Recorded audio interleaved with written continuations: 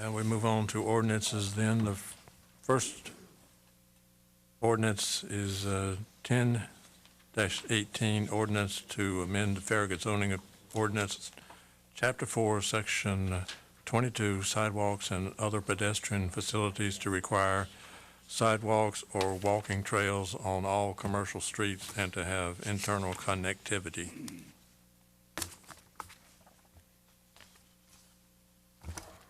This was heard at first reading at the last meeting, and we went into detail about this. This is part of the implementation process of the adopted pedestrian and bicycle plan.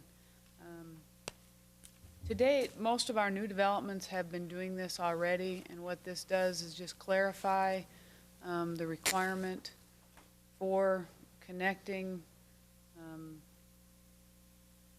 parking lot buildings to the adjacent rights-of-way where there are either walking trails or sidewalks, and then also connecting side by side. Allison, if you would flick to the third,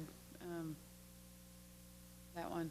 That is a picture of the Baymont Inn, which lies right next to the Cracker Barrel, and the two businesses decided they really wanted a connection, and so they built one to, if you're staying at a hotel, you can walk to the adjoining restaurant. The idea behind this requirement is to encourage pedestrian and bicycle use, but also to make it easy so that you don't have to get in your car and drive just right next door.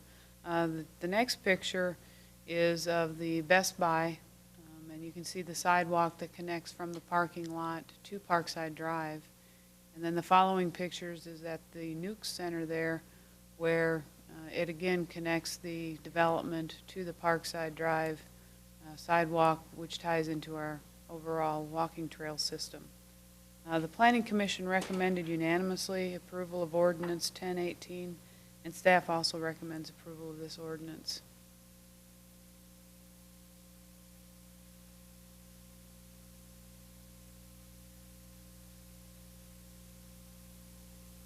Discussion?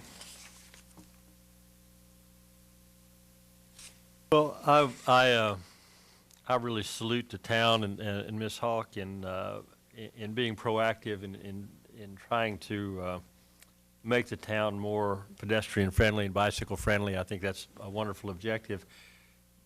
My only, and yesterday I had an interesting experience. Actually, I was addressing a group of Boy Scouts, and one of the people who's not a resident of the town of Farragut remarked that in going through Turkey Creek, Parkside area up there, he said it is the most pedestrian unfriendly place you can imagine. He said there's no way to cross the street, there's no push buttons for pedestrians, there's no crosswalks. You can't get from one section to the other until you get to Farragut. And then he says immediately there are push buttons for crosswalks, walking trails, connecting sidewalks, and so forth. So it does make a difference, and people are noticing.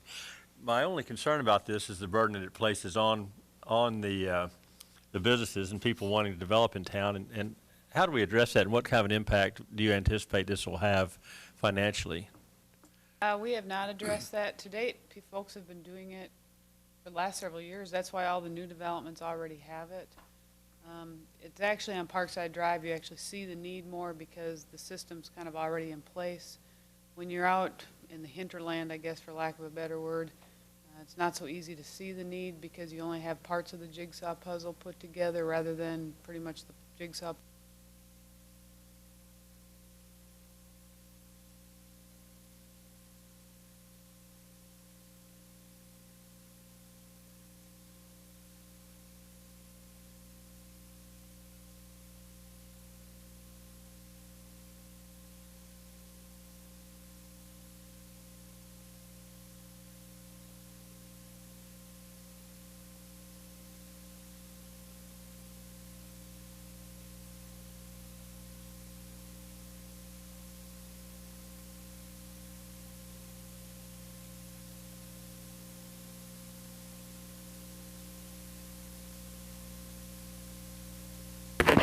Sure, yeah.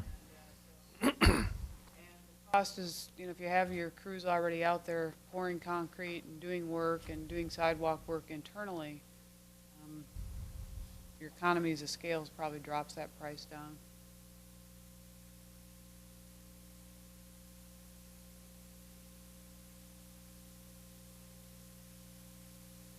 give me an example of how this would work on a piece of property being developed, say somewhere along, where do we anticipate this would have initial impact? And how do you see it? Just a tract being developed, could you kind of describe what it would entail? Part of the requirements with any tract that's being developed is that if there is not already a walking trail or a sidewalk fronting their business, they would be required to construct one. And then in essence, what it would require is that somewhere on their property, generally speaking, it's either through the handicap parking spaces or something like that, that they connect from their parking lot to that walking facility that's adjacent to the street that they front on. And then the other requirement is that they connect to adjacent property. That's usually your shortest connection. Well, generally speaking, the front connection is about 20 feet just because that's our setback. And then the side connection is about 10 feet because that's our setback off of from the parking lot. And it may stub into nothing at that point in time, just like we do with our walking trails in residential subdivisions, because we require everybody to build a trail to all adjacent vacant properties. And the reason for that in the residential areas so that people see the trails there.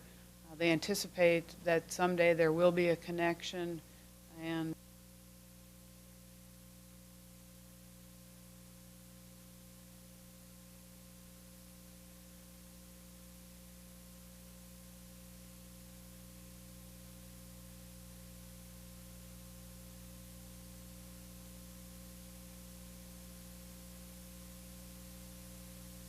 have, for the most part, we've been seeing primarily development around here with the Kroger and that area where we already have a fair amount of activity.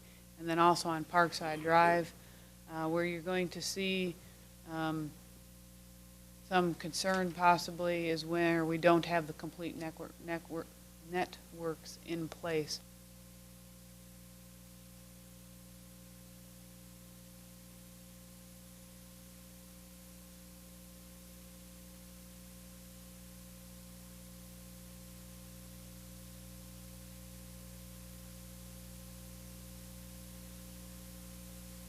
Okay. Yeah, I think I get the picture, though. I appreciate your clarification, and this seems like something with a minimal impact financially that has real benefits to town, so I think it's a good thing. Thank you. Had a motion. This is second reading, by the way. Yeah. I'll make a motion to approve the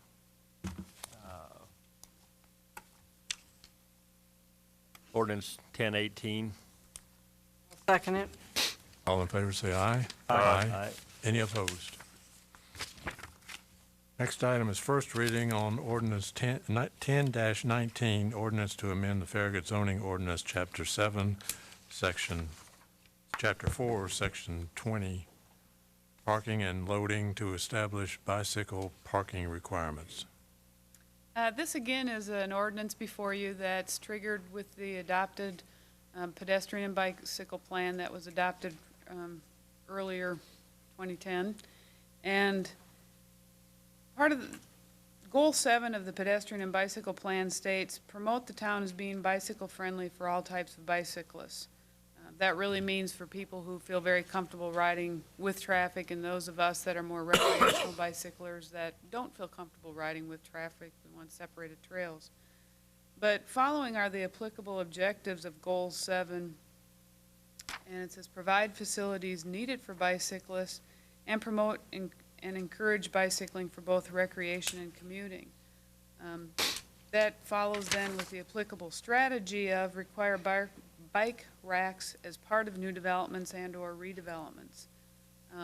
The idea is that when you get to your destination, you actually have a place to park your bicycle that is safe and secure.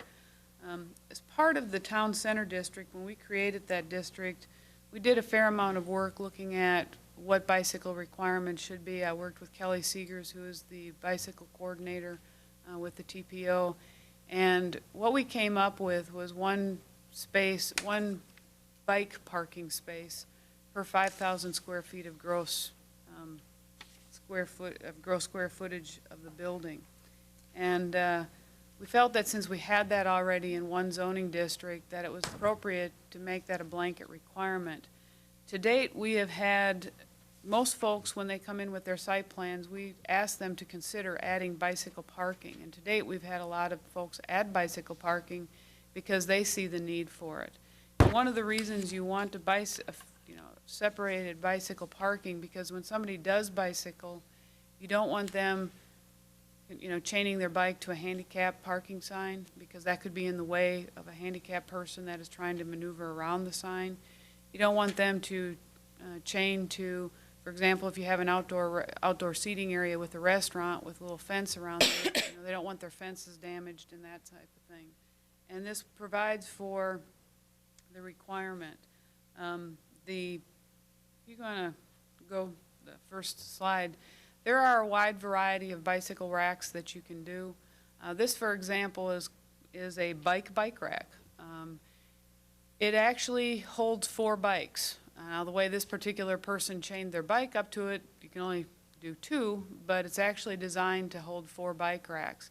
In this particular scenario, this jurisdiction, this is in Madison, Wisconsin, they opted to do with a little bit more creativity. This is in an area of campus and downtown where you have an amazing amount of bicycle traffic. And they have these scattered all over the place, and they're all extensively used.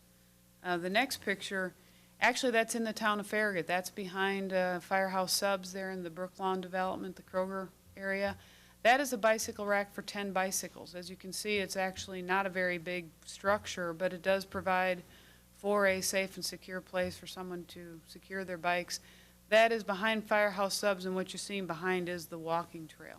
So the idea with the racks is that they be conveniently located to where when you're getting off the trail and when you're going to the building and that sort of things.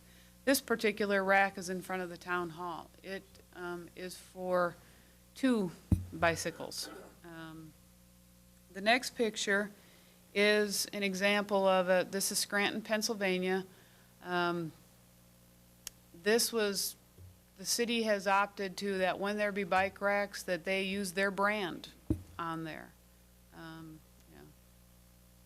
The next picture is in Frisco, Colorado, at their marina. It's just kind of one of those, wow, that's kind of like making street art out of your bicycle racks thing. And obviously these are the choices of the individuals who are providing them, but it does leave for creativity and flexibility and that sort of thing, depending on what your goal is. To give you an idea of sizes of buildings and things like that, Aubrey's restaurant is about 5,000 square feet, so they would only require 1 bike rack, or actually 1 bicycle space. It's kind of hard to get a bike rack that only holds 1 bike, but I guess if you put it up near a wall, you can't get a bike on both sides. The Best Buy complex has about 40,000 square feet, and that would be 8 spaces, of which they do. If you notice when you go up on the Parkside Drive development, there are bicycle racks sprinkled around through there. If you haven't used them, you may not even have noticed them. They've tucked them around like at the eddies, corners of buildings and things like that, but they do have them sprinkled around. The building where the Chamber of Commerce is, that is about a 9,000 square foot building, so that would be 2 spaces. The Dunkin' Donuts Shopping Center, there at the interstate when you get off, guilt-free, go get your donuts, bicycle there, bicycle back. That is about 11,000 square feet. That's 2 spaces would be needed.